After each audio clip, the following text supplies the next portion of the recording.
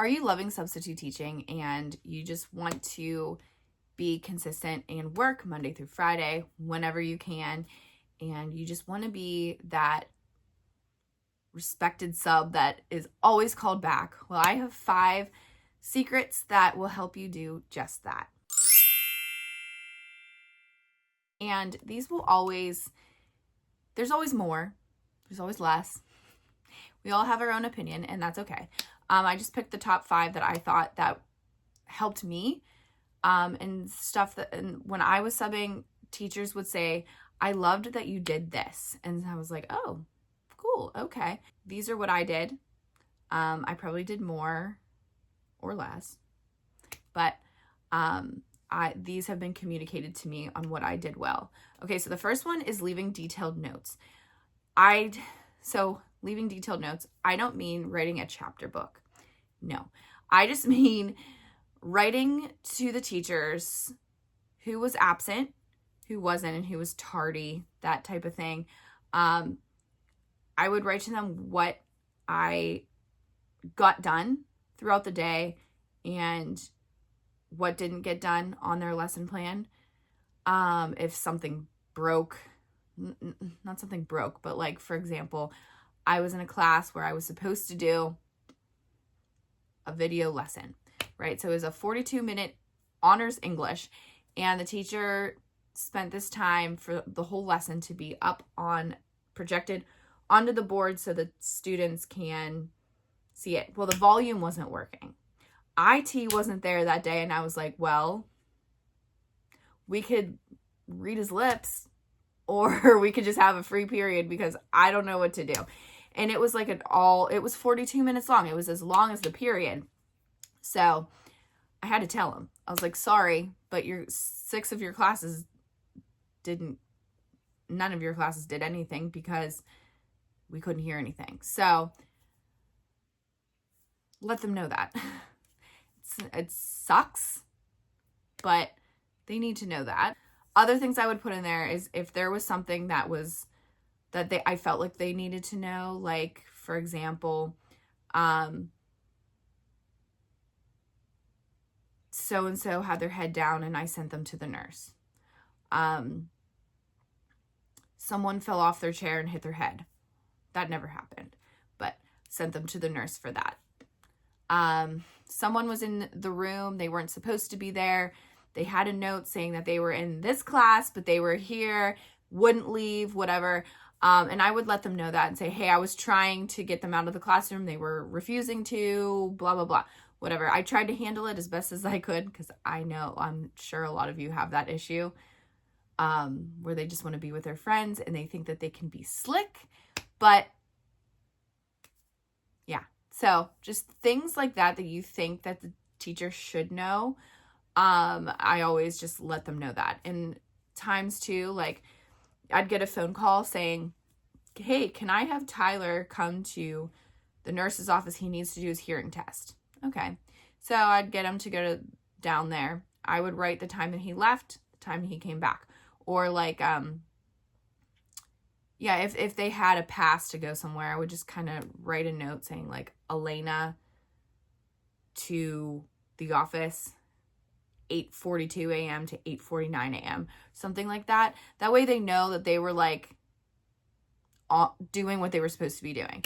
Because a lot of the times they also had a sign out sheet that they could do, and the teachers look at that kind of. But yeah, on your detailed lesson plans, it doesn't have to be like, today was great, in the morning this, and then the afternoon this, and no, just write, today was a great day. Your classes are so respectful, and I enjoyed every single one of your students. This is what happened in period 1, period 2, period 3. And I even wrote, I don't have it anymore, but I did a Google Doc, and I was able to, I put like little blocks, and I would put students absent, just like I said earlier, students absent, students tardy, and then I would have like the behavior of the class and then like notes. So then I would write in there whatever it is that I needed to write, like caught someone vaping in the bathroom under notes in period 1. for example.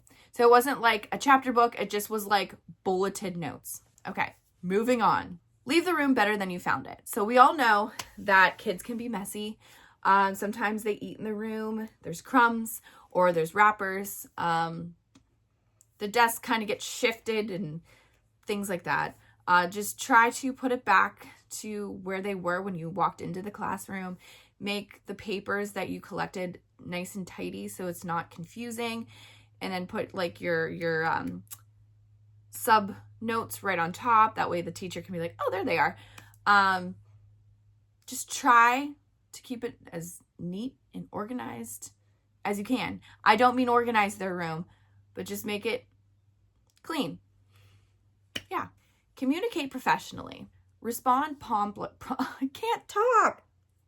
Respond promptly to sub requests. So if you know that someone texted you or emailed you or even like came to find you in the lunchroom or whatever, and they asked you to sub maybe in days in advance, let them know. Say, hey, let me get my calendar out and I will check with you in 15 minutes. Get back to you. Or you can say right there, like, hey, yeah, I have no jobs for that day. I'd love to take it. Or if it's a no, be like, oh, I'm so sorry. I cannot do that day. You don't have to give an explanation. Even if you don't even like that class, just be like, I'm sorry, I can't do it. And definitely just be polite, dependable, and respectful, especially to the front office. Be flexible and prepared. So, if you're new, a lot of the times you will be having to be flexible. Any sub job, you have to be flexible. Any other job outside of subbing or teaching, you have to be flexible. But just know that being flexible is a highly expected characteristic that you're going to need. You have the ability to say no. Please have your boundaries. But for a lot of the times, there's going to be times where you need to cover classes. You need to switch classes. And there could be reasons why they're having you switch. And it's not like you because you're you and they're moving you because you're you. No, it has nothing to do with you. It could just be that there's a certified teacher in for an honors math class and you are certified to teach elementary English. Is that even a thing? Elementary school. So like, try not to take it personally, but just being flexible is just important. Build positive relationships. Build them, especially with the students. Make sure you are like just building rapport with them. And it's something as small as like if you see a cheerleader, like, oh, like, do you like cheerleading? Do you like the competition team? Or do you like the sideline cheerleading? Or you see a basketball jersey on someone, hey, what position do you play? Or you're seeing a book that a student's reading. Oh, are you enjoying this book? Like small talk and then getting to know them a little bit helps. And when other teachers see that, they're like, wow, she's actually making a connection with them. You don't just have to be like that strict, stern, firm substitute that is very serious. Okay?